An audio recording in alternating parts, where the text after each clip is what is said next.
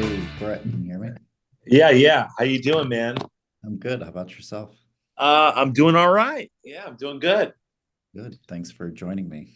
Thank you for having me, my friend. Of course. I'm sure you're busy, so I'll just jump right into it. Hey, no worries, man. Yeah, let's jump out of excitement, not stress. Well, great, of course. Like it. And but yeah, congrats. I mean, I've been watching Lady in the Lake. It's great stuff. And your character Milton, you give a wonderful performance. And Thank you. of course, opposite the great Natalie Portman. So I was curious what it was like. You play her husband, Milton, and what's it like? You have some great scenes with her. What's it like working with her? It was really thrilling work. That's not something that I ever say lightly, but it was, and she exceeded my expectations in terms of we all know her talent, but also her professionalism and the places she's able to go very quickly. And she very much set the tone of the attitude on set when I was there, both to the level that we needed to raise to, and also in front of the camera and behind the camera. She just is a truly gracious, down to earth, grounded individual. She should teach movie star classes and acting classes, but movie star in terms of how one conducts themselves, and then is on top of that just an inspired artist. So yeah, it was a very safe. Alma Harrell, our the show's creator, our director, created a very spontaneous, emotionally raw, yet very safe environment to go to those places and to surprise each other on set and in the scene. She encouraged that. She wanted what was on the page to sort of take a turn all the time, and we weren't as brilliant as the writing is. We She did not want us to be too precious with it. So what could have been sort of this, and I love this show, but this composed, repressed, sort of Mad Men esque world. You felt in a lot of ways that you were in a Cassavetes film, there was just a raw, savage intensity to it, and then and not just savage, a raw, a deep love and complexity. It just, we play. Very proud of those scenes because it's not clear what your moral take on their relationship, either of them. That's really the case for the show. It's just a very real show in that way. It Yeah. shows real life, it shows real people, to where you can't really put your finger on, are they good, are they bad? Yeah. It's just life. So yeah. Yeah, I definitely got that sense too. Uh, I mean, the last thing you said, and that's very interesting to hear, behind the scenes, how it felt, because yeah, the end result is fantastic and it's very gripping and it's a drama. I know you've done drama before, and this is a, more dramatic role. There are some, funny moments here and there, but it's a drama, suspense, all that. And I've seen, a lot of your work, and I was actually there. I think it was the Lamley Theater where there was a screening of Lemon years ago. Uh-huh.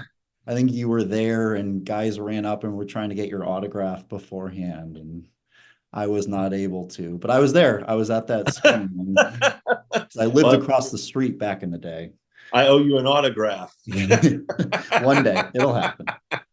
uh But yeah, I mean that yeah. was, and then Fleabag, of course, you've done, all these funny, but then doing something more dramatic like this, these kinds of projects. I mean, what do you, in these days, what do you sort of find yourself gravitating more? I mean, were you happy to do something more dramatic like this, or after doing something like this, are you excited to do more comedy, or just curious? I just love doing great stuff. I've been really blessed in my career to work on great material with great artists. I'm an actor, and but I also am. Uh, I'm also very funny, you know, and so I mean, I am, and so when you're as funny as I am, there is this sort of, you can get put into a box a little bit, and and I'm not even talking about the box that certain comedians who then go do drama uh, get put into. That's not really my situation because I'm always somebody who has done both, you know, in my training, you know, but it's just not so much what I was doing heavily professionally. But I do think with things like Lemon and Fleabag that those sort of are in the middle. I would Oh yeah. say that, you know, there's a lot of dramatic elements to those to those to that film and that show. Yeah. And so that's my job, you know, and my job is always to hit the tone of the thing that we're doing. Right. And so if the tone of the thing that we're doing is overtly comedic and it wants me to go crazy like the other guys Yeah. or another period or love, but love I would even say is somewhat in the middle, but it Yeah. leans more comedically I'd say than Lemon or Fleabag. Yeah. Uh, and or if you know you want me to go to a dramatic place in the way that I do in this show, that's what I'm called on to do. But in all cases, though, I'm always open to you. If something funny happens, great. And if it's a crazy comedy, if something dramatic happens, great. Yeah. Being open to the moment, and I don't mean necessarily improvising the words, but even when it's a scripted moment, a blocked moment, it's an improvised moment because it's supposed to be the first time that it's happening. Yeah. So that if you're really in the zone and everybody you're working with is really in the zone, every take is sort of this magical thing, whether you're being improvisational or you're being word perfect. And that's I've been very lucky to work with people who swim in the same laps or lanes as I do, rather. Yeah. And yeah, so yeah, but I want to do both. I want to, and I love making people laugh, Yeah. and I love moving people, and I love disgusting people or Yeah. making people feel uncomfortable because they see something in themselves or they see something that they're afraid of Yeah. in my performance Yeah. Yeah. I get it. That makes sense. Yeah. or something they hate. Yeah. Why not? Yeah. Cool. I also wanted to ask, some of your castmates have been speaking out about, how insane and epic this upcoming season of Stranger Things is going to be. And I was curious. I mean, I'm such a fan of the show, and your character Yeah. great in that as well. And I was curious. I mean, if you're able to share, are there, in terms of filming, you think there are going to be more massive epic episodes that are still yet to be filmed, or anything you can tease? People are really excited about what's to come, so Well, we're still filming yeah. and it's been really great, really fun, really challenging in a great way. And the new season's going to be insane. I think people will be very happy with it if they are fans of the show. Yeah. Yeah. Uh, and everybody's working at the top of their game. And that's really all I can say, pretty much, or I'll be killed. I get it. I get it. I'm not trying to get anyone in trouble. No, I know you're not. No, I appreciate I wanting to just know. I Yeah. loved how, like, the last episode of the last season was just like an epic movie, and then, like, You I know, loved that too. I thought this whole, I mean, first of all, I hate this whole way of talking that people like to do about like uh poo-pooing length, yeah, length and time of things. I just think that's just so mediocre and so basic yeah, that I don't want to engage with things that are longer. I thought that, I mean, season 4 was my favorite, just speaking as a fan of the show, not just because, well, I'm sure it had to do with the fact that I do love my performance in it and I was in it the most. No, but just in terms of it really did feel the most like a movie that it ever had of the several movies. And I was on the, you do all these things and you're working on, and a lot of times you're working with things that are being CGI'd and you're working, you don't, you're imagining the whole thing, but you still don't see the whole thing. And getting to see the whole thing when it came out, it just blew my mind as a fan of the show, as a fan of the genre, as a fan of the Duffers. right. And and I really loved that, like the last couple episodes were each like an hour and a half. I don't think that you could have made it shorter. I think if you made it shorter, it would have compromised it, the story and the character arcs and the action. Yeah, yeah, I agree. I had no problems with that. So, Well, thank you for saying that, yeah. because And you saw a lot of that, right? You saw a lot of your fellow journalists saying oh yeah, like crapping on that, and I'm like, this is the best season. yeah, There's so much complexity to this in terms of world building and in terms of character arcs and a lot of the new characters were like so excellent, like Nico and Eduardo's oh yeah, characters, and the way in which they developed, I mean, like being in Russia like that was oh yeah, just, that was amazing. That was yeah, like, that was the stuff of like 80s genre dreams. yeah, And the fact that journalists were hating on that, I just was very confused by it. yeah, yeah. And it was just badass. I mean, it's like, It's just like people being haters. People love to be haters these yeah, days. yeah, jumping on the bandwagon. They like to like take down the big thing. Yeah, Well, they didn't do it. yeah, A lot of people watched it and loved it. So yeah, I did too. yeah. Mm. And I also, so yes, I can't wait to see that. And in the meantime, with Lady in the Lake, I also wanted to ask, between the cast and the creator and the themes of the show, there's a very strong Jewish foundation. And I was curious, when you were joining the project, was, that element particularly important to you? I don't know if you had read the novel or already familiar with the story and all that, going back. Yeah, absolutely. I think that that element was one of the biggest things that I connect to with the project. And I think it does illustrate a very complex, the complexities of the Jewish experience in the United States, and the history of the Jewish experience in the United States. And the way that, one marginalized people is different from another marginalized people, and really seeing that in a very complex way.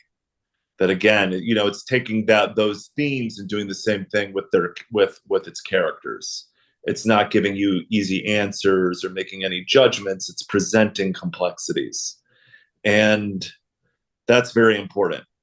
I think we need that now more than ever right now, in order to be able to embrace complexities and hold that and not jump to having this concrete opinion other than the opinion of empathy.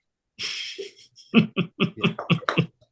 But yeah, I connected to my character. I think he's a very moral guy.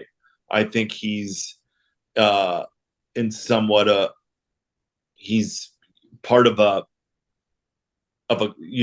situation and a time when there's problematic aspects to what his role is and to how he sees women's roles. And it's the same thing of and it's also just this, in terms of the Jewish experience of like assimilation and the the ups and downs of that. Yeah. And how this is the thing that the Jew in America has to deal with is both the benefits and the pitfalls of that assimilation. And then that's the question of how good is it at the end of the day.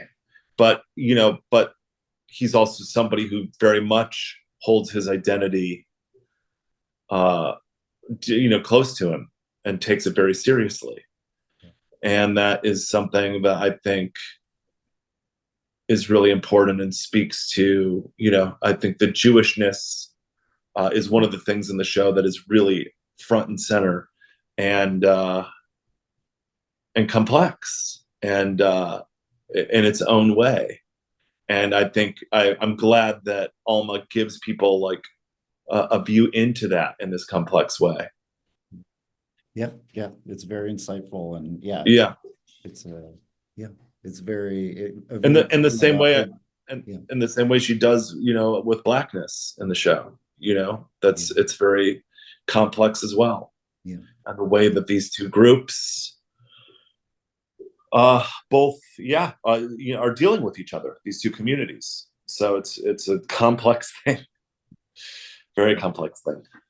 It's like with Baltimore, first came The Wire, and now here's Lady in the Lake to it's like, yeah, Baltimore is a complex city with a lot of history.